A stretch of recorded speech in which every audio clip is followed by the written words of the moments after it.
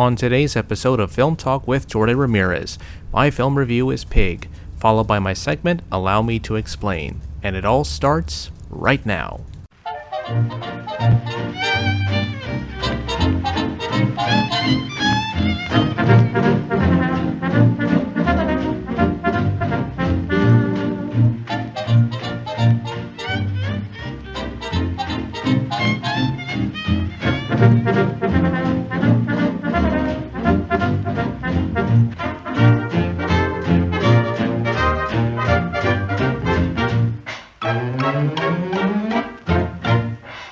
This is Jordan Ramirez, and you are listening to Film Talk with Jordan Ramirez.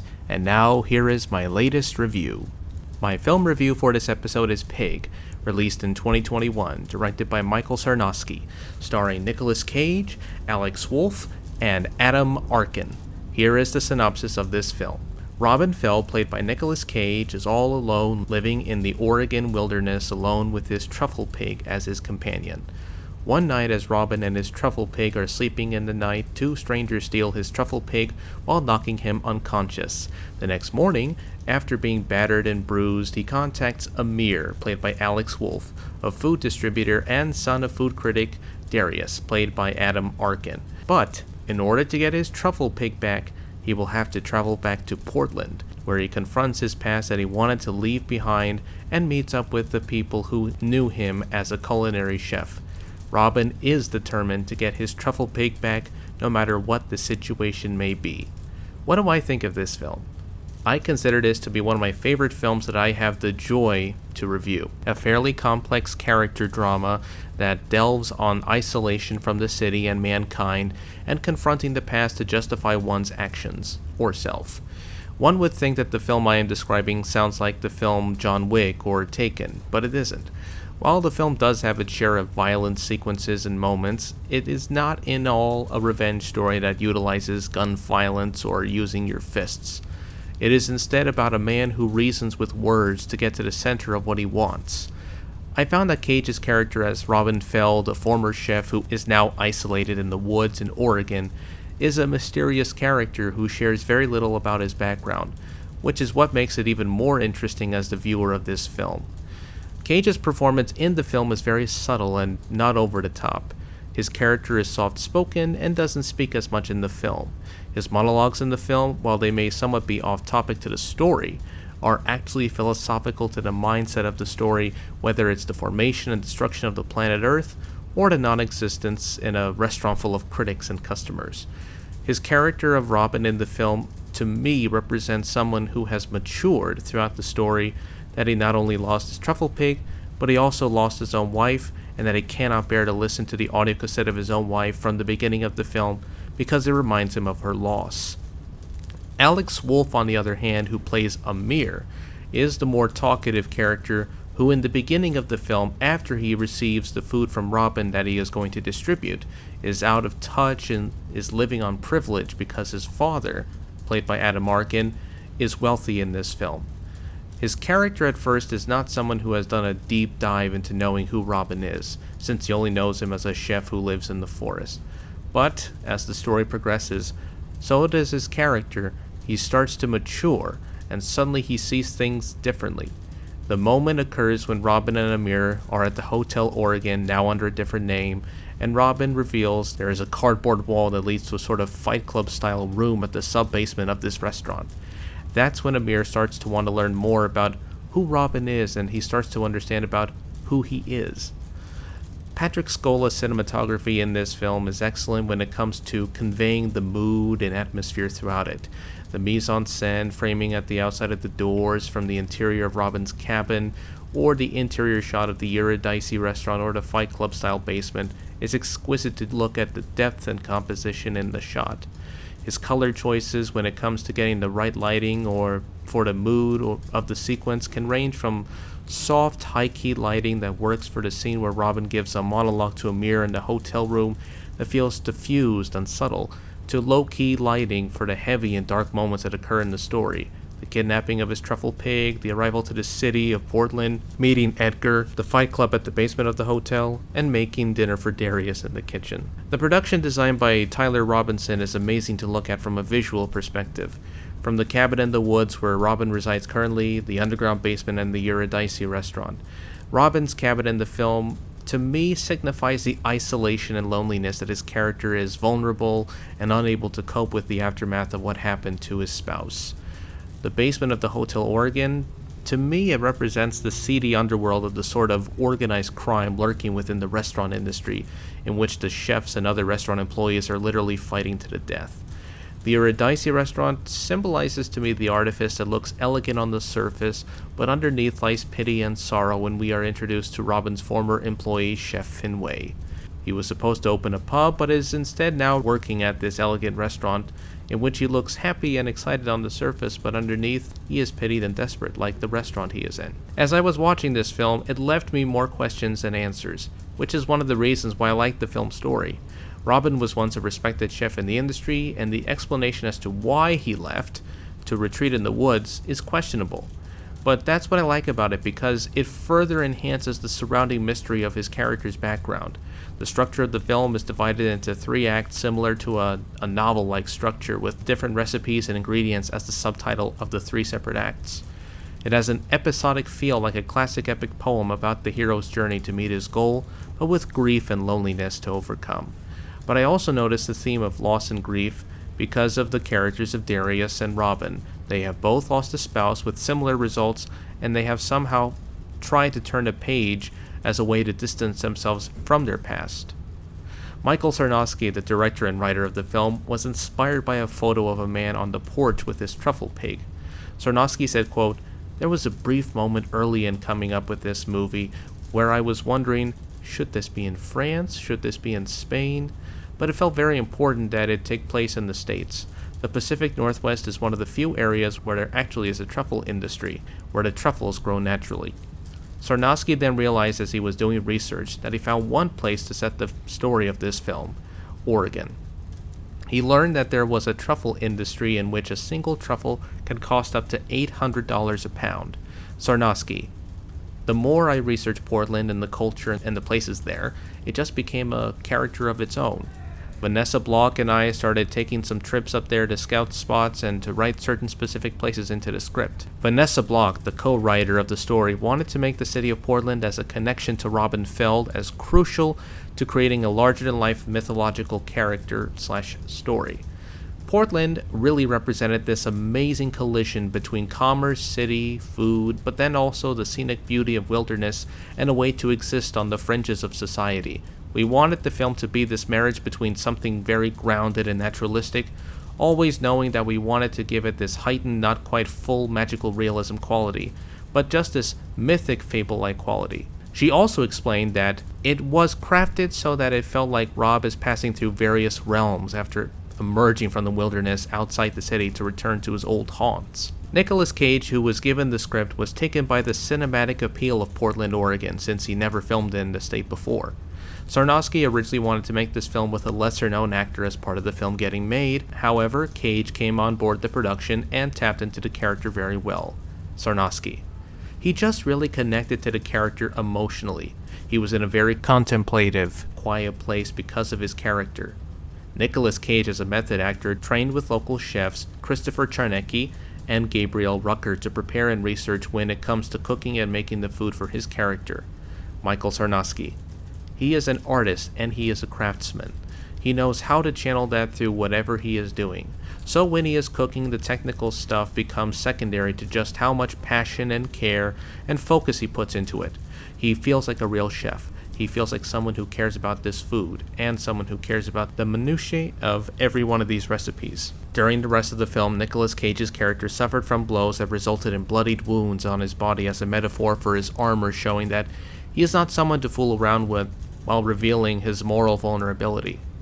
That's why we can get away with some things like Rob being bloodied for the entirety of the film and going into restaurants without having anyone call that out. That was all intentional, to give it this heightened sensibility." End quote. Principal photography began on September 23, 2019 and ended on October 13, 2019. Filming entirely on location in Portland, Oregon. Neon acquired U.S. distribution rights on March 2020. After the completion of the film, it was held off from release during the COVID-19 pandemic until July. the next year. Sarnowski noted that the weight and timing of the film felt relevant. I've been thrilled with how it came out and how people are receiving it. Weirdly, I think the pandemic set it up in a way where people are in this place where we've all been coping with isolation and we're at a very introspective spot. We're trying to take stock of who we are, what our role and responsibility is for caring for other people. These are things that we're all thinking about. It puts us in a headspace that fits this movie pretty well." End quote. What motivated and shaped the film for Sarnowski was someone whom he deeply cared for and lost at a young age, his father. Quote, "My dad passed away when I was a kid, and I was in my late 20s when I wrote the script. I was at this point in my life where I was starting to see how my family and I had shaped our worlds around that loss. You come at it from two places. You have the plot element, the things that interest you about the story, then that meets your soul. That meets what you're thinking about on an emotional level and what you're thinking about in your life. Then these two things grow together." End quote. The film was released on July 16, 2021 in the United States. When the film premiered, critics praised this film for Cage's performance and the script by Bloch and Sarnowski. It received several accolades, including winning an award from the Independent Spirits Award for Best First Screenplay, Vanessa Bloch and Michael Sarnowski, Best Directorial Debut, Michael Sarnowski at the National Board of Review Awards, and the Austin Film Critics Association for Top 10 Films, Best Actor, Nicolas Cage, Best Original Screenplay, Michael Sarnowski and Vanessa Bloch, and Best First Film for Michael Sarnowski. The last thing that I will leave you with comes from the words of the director, Michael Sarnowski, that even though he doesn't consider his film a message picture, that it has a lot to say about the connection and the lack of it during the COVID-19 pandemic and the aftermath. There is a lot of scary, sad stuff happening in the world. We can lock ourselves out and construct walls around ourselves to cope with that.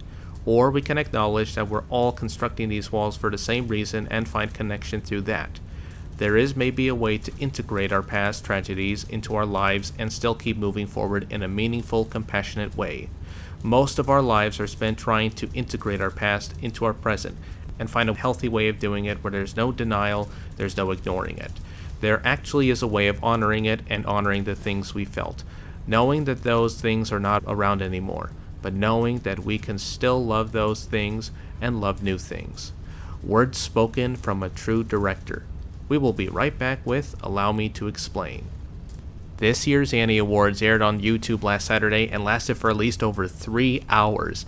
While I normally would talk about a specific political or important topic on my segment, I thought that I would give my thoughts on this year's Annie Awards that I watched on YouTube and the series and films that were nominated in their specific categories. It's time for Allow Me to Explain Annie's Edition. The Annie Awards aired on YouTube on Saturday, and it was quite a sight to see. It was the first time in 2 or 3 years that the award ceremony was held in person, and that it took place at the UCLA Royce Hall. And some of the presenters, whom I was very familiar with, were amazing, and some were trying to be funny, while others were not so successful, which is why I thought of it as a sort of mixed bag. On the one hand, it was great to see the award ceremony as an in-person event and not a virtual ceremony like the previous years, and that this year's nominees and winners were from their respective categories, were some of the shows and movies that I have either seen or some that I have not seen because it would take up too much time. On the other, I felt that this award ceremony was too long since it clocked in at over 3 hours and that I couldn't stay up to watch the last 2 categories of the award show, as well as having 1 or 2 issues which I will discuss a little bit later. When it comes to this award show, I'm somewhat critical when it comes to shows or movies that are nominated, since I feel it is somewhat compromised or there is more of a favoritism bias that makes me feel a little bit judgmental in some way. So, as far as I know what happened at the Annies this year, it was a great night for Netflix with a grand total of 12 wins this year. Apple TV Plus and DreamWorks tied with a total of 4 wins. A24 won a total of 3 awards. Disney won a total of 2 awards, since the old guard at Disney and Pixar did not have a great year at the Annies. The night mostly belonged to the old school medium of stop motion animation with the 2 big films, Guillermo del Toro's Pinocchio and Marcel the Shell with Shoes On. Now, we move on to the recipients of the juried awards that were selected by Asifa Hollywood for this year's Annies. First was the June Foray Award, going to Mindy Johnson for her in-depth research on women in early animation as far back as the early years of the industry itself, and her widely read and heavily researched story about Bessie Mae Kelly, who was said to have been an inspiration for Walt Disney's animation style. There is a great article about this on the New York Times and NPR if you can go find it. Next is the Certificate of Merit Award to John Omohundro for his voice acting in the animation industry since 2017, and he is also around my age. Then there is the iWorks Award presented to VFX reference platform created by Nick Cannon and Francois Chardevin. And finally, the Winsor McKay Lifetime Achievement Award presented to Evelyn Lambard from the National Film Board of Canada, Craig McCracken, who started earlier at Hanna-Barbera Studios and later was elevated to the creator of such shows as The Powerpuff Girls, Foster's Home for Imaginary Friends, Wander Over Yonder, and Kid Cosmic, and Pete Docter, director of Monsters Incorporated, Up, Inside Out, and Soul, and is the current CCO of Pixar Animation Studios. I do have a few complaints about this year's award show since it's more technical. One, there were a few moments at this year's ceremony in which the screen was cut to black and I can hear the presenters announce the name of the winner and not see the screen cut back to either the third or second camera unit. Another one, which I can clearly tell is not their fault during the highlight reel regarding the work of Pete Docter, is that they could not show the majority of his work due to copyright or clearance issues. Those were just a few of my complaints of this year's awards show. Finally, I want to offer my congratulations to this year's winners and nominees of this year's Annie Awards. I was at first unfamiliar with some of the shows and movies that were presented at this year's awards show, but at least it does give me some time to know about these programs and films to see if I can watch and review them in the future. As Guillermo del Toro said at this year's Golden Globe Awards, animation is cinema. And you know what? I agree with him 100% on that. And finally, to cap it all off as an honorable mention, I loved the separate videos from the pros in the animation industry who came to celebrate the 50th anniversary of the Annie Awards in montage form. This has been an Allow Me to Explain Annie's Edition segment. On the next episode of Film Talk with Jordan Ramirez, it's an underrated pre-code drama from Dorothy Arzner at Paramount Studios, Merrily We Go to Hell, starring Frederick March and Sylvia Sidney. That's coming up on Sunday on the Film Talk with Jordan Ramirez minisode, airing this Monday at 12 p.m. on Anchor, Spotify, Google Podcasts, and Radio Public. Jordan Ramirez. This series is now available to listen to at 4 p.m. on Anchor, Spotify, Google Podcasts, and Radio Public every Friday. And just as a reminder to make sure to like and subscribe to my podcast on Spotify. Make sure to go to my blog website at filmtalkwithjordanramirezpodcast.wordpress.com with my latest podcast episode on the page labeled Episodes. You can contact me on my social media feeds such as LinkedIn, Facebook, and Instagram. I am also available on Letterboxd. If there is a film that you recommend that I would put for my next review, make sure to submit it to my social media accounts. And until then, I'll see you at the movies.